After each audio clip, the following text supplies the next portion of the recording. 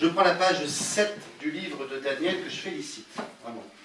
Alors oui, sa dédicace, c'est pas celle-là. Alors, Michel Jonas. Le lendemain, c'est une autre surprise qui m'attend. Je suis en train de jouer à l'orgue quand un homme s'approche timidement de moi et regarde l'instrument avec convoitise. Oh, c'est un orgue Hammond. Pour les néophytes, l'orgue Hammond est la référence en matière d'orgue électronique, souvent imité, jamais égalé. Je reconnais Michel Jonas. Alors lui, c'est tout le contraire de Francis Huster, parce qu'avant on parle de Francis Huster. Timide, humble, réservé, je lui souris. Oui, en effet, ça vous dit, venez l'essayer.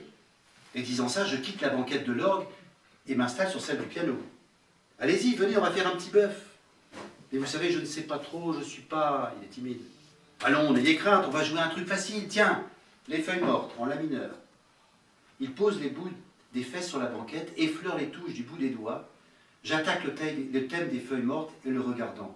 Allez, j'accompagne, vous n'avez qu'à jouer la mélodie. Mais rien n'y fait.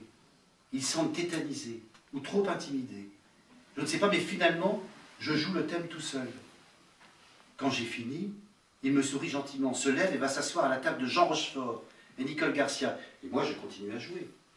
Quelques 3 ou 4 ans plus tard, Jonas sort ce qui sera son plus gros succès, la boîte de jazz, dont les paroles racontent l'histoire d'un mec, un peu éméché, qui va dans une boîte de jazz où l'orchestre est en train de jouer. Il y a là un orgue, dont personne ne joue pour l'instant. Alors lui, timidement, il s'approche de l'instrument et se met à jouer avec les musiciens.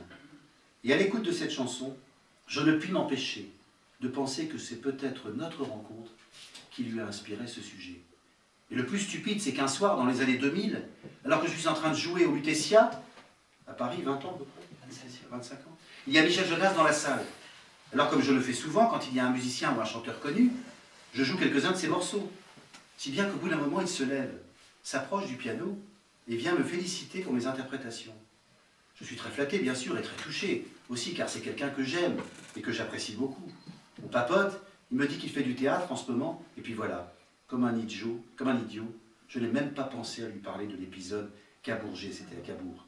Alors aujourd'hui encore, il me plaît à croire que je suis l'inspirateur de cette chanson.